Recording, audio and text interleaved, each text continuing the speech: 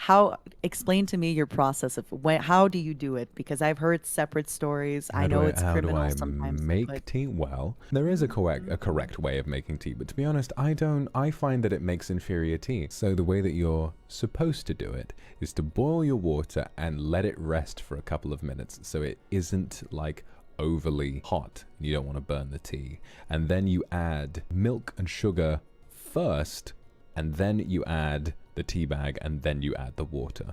That is supposedly the correct way of doing it. But me personally, whatever happens when you pour boiling waters straight onto a tea bag, straight from the kettle, I think I prefer it that way. It probably does something to the flavor, but knowing it's technically the wrong way of doing it, but I really like it that way. So the way that I make tea, you put tea bag in the mug, you put it in with a little bit of sugar, and then you just dump hot water straight onto it. It burns the fuck out of the tea leaves, and then you add in milk as appropriate once you're finished.